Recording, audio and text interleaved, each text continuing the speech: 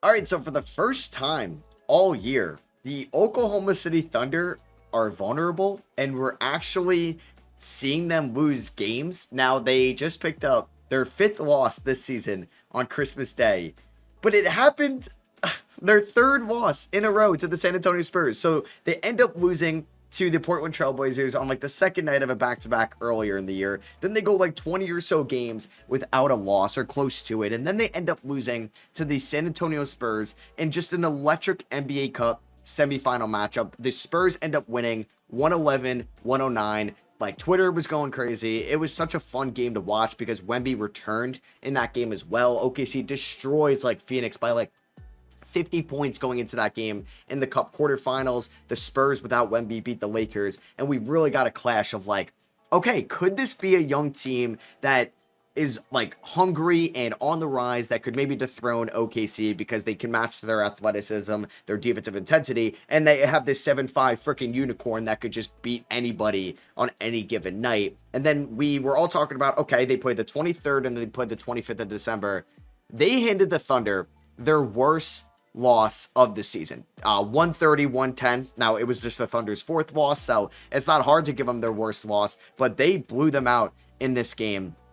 And then on Christmas Day, like, the last two games were on a neutral site in Vegas and were in San Antonio. And then today, on Christmas Day, the Spurs win 117-102 and pretty much were in commanding lead for most of this game, I would say, outside of the first quarter. I mean, the Spurs put up 41 points in the first quarter compared to OKC's 36. The Spurs held OKC to 19 points in the third quarter. I mean, OKC essentially only scored 42 points in the second half, which in today's modern NBA, that is not good whatsoever, especially for a team that we were comparing to the 2016 Warriors for most of the start of the year. And Wemby is still coming off the bench. Now, he's getting ramped up more. He didn't have to play late in this game because San Antonio was able to close it out earlier than maybe they thought going into it. But now they've given OKC 3 to their 5 losses with Wemby on a minutes restriction for all of those games. Coming off the bench, it doesn't make too much of a difference coming off the bench to starting.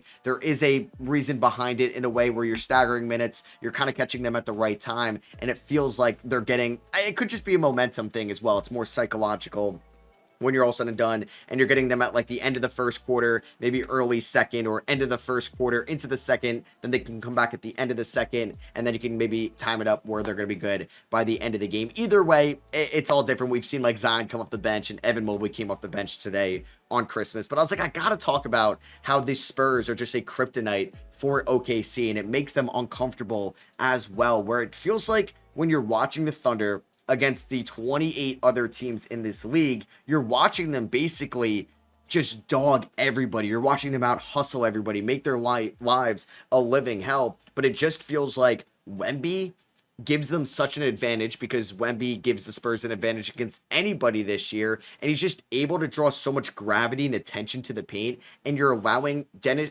Shooter, I almost said, Dylan Harper, De'Aaron Fox, Keldon Johnson, Vassell, Champagnie, Harrison Barnes even on the perimeter get an advantage look, so they're either going to get a good-looking three, either semi-wide open or wide open, because Wemby's going to get Jordan Caruso to collapse on him or Isaiah Hartenstein to step up. So you either have somebody maybe in the dunker spot or you have somebody on the perimeter. And hey, if they're not super wide open, they're all great at attacking closeouts. So Jordan's going to fly over there and he's going to try to jump and you're going to pump fake and you can blow right by him, or you're going to have that advantage step on him as well because you have that space and you have that momentum and that acceleration to run up on them.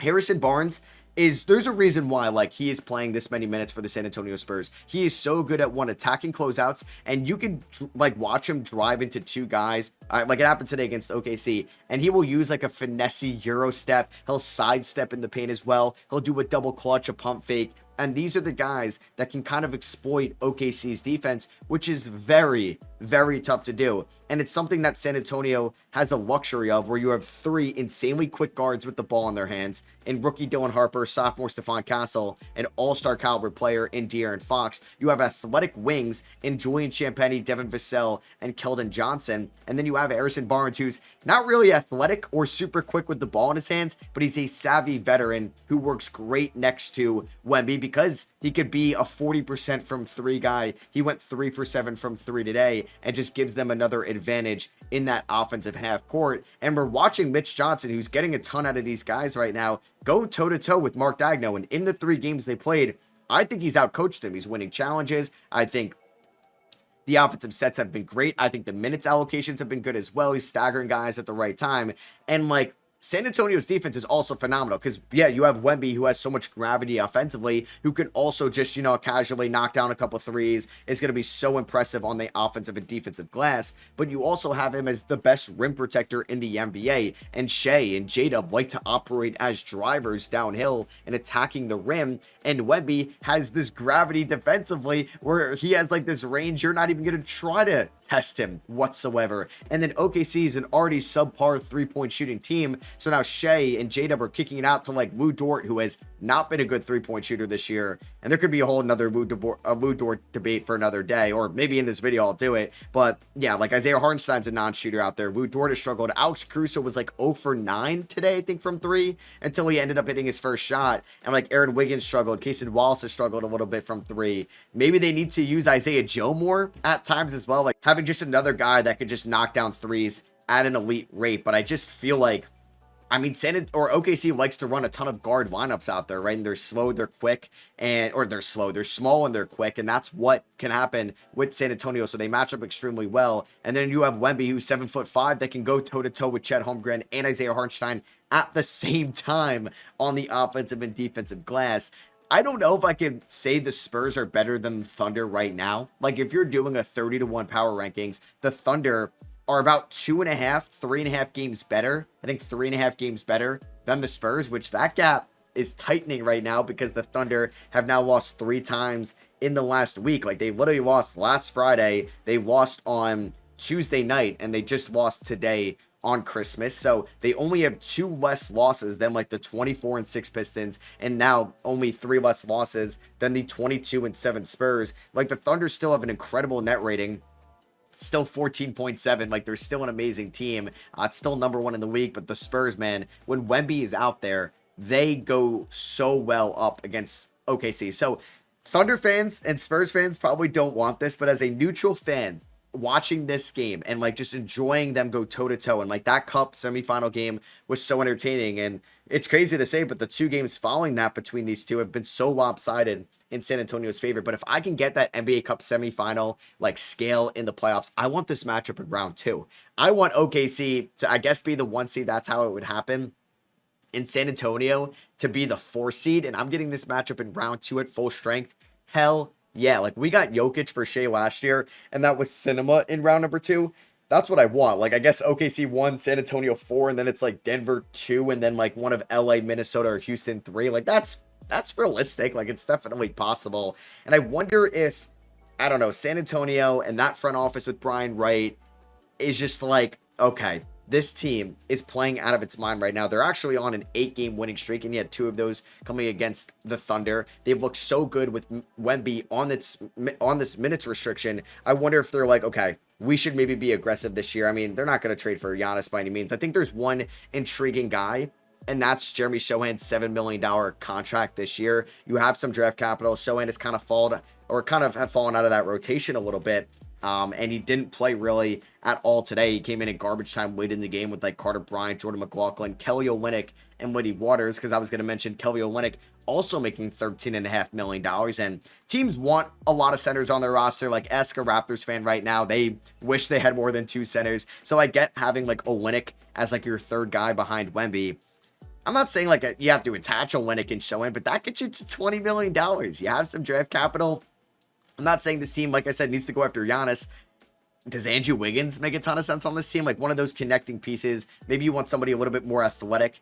I mean, you're not getting like somebody like Dylan Brooks out there, but Dante DiVincenzo. I'm just throwing out random guys out here. It's not like they even need to make a move right now because their team is so young. And the only guy that's a free agent at the end of the year is Jeremy Sohan, who's a restricted free agent. You have Kelly Olynyk, who's a free agent at the end of the year. But like I said, it's just a nice 3rd-string veteran big. And this team has been playing out of its mind as of late, the San Antonio Spurs, because it's not just them beating up on OKC. It's like them beating up on Washington, them beating up on Atlanta, them beating up on the Lakers in that quarterfinal game as well. And they've looked great at the start of the year when Wemby was healthy, and they've looked so good as of late as well. And I do wonder what OKC is going to come out of this last like week or so and this month playing San Antonio, because they may just be like, you know what, Minnesota beat us in a really good game. It could have gone either way. San Antonio is our kryptonite right now. We're not going to really hopefully have to worry about them going forward. Like, they're not in the same division, so they're not, I don't even think they might play each other one more time this year, maybe two, because the cup game gives them a fifth game. Actually, yeah, I'm looking, they play Tuesday, January 13th, and then they play Wednesday, February 4th. So they do play two more times this season, which, I mean, this could be like, I mean, last year Boston swept the Knicks in the regular season series, and then the Knicks beat them in the playoffs. Could be one of those, right? Like, it's a completely different ballgame when you get to the playoffs. But I do wonder what OKC is going to think of going forward. Like, is this the year that OKC makes a trade? Because last year they didn't make a trade. I was like, they're not going to make a trade this year. This team could actually win 75 games this year. But I wonder if you're looking at that $18 million team option for Lou Dort next year.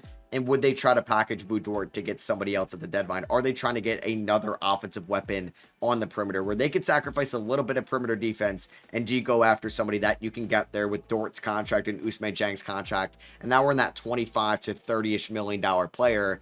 It's definitely a possibility, because this year this team is not under the second apron. They don't have to worry about any of those limitations right now, because it does feel like, though, the Spurs are their kryptonite. The playoffs could be a different beast, right? Like, OKC could beat them in 6 in the playoffs. OKC's still a really good team. They're the finals favorite still. So I always got to give them the benefit of the doubt. But man, like, the 23rd game against San Antonio woke me up, and we're like, okay, the cup semifinal was not a fluke. And today, beating them again in OKC for the first time this year, since I said it was like a neutral site in Vegas.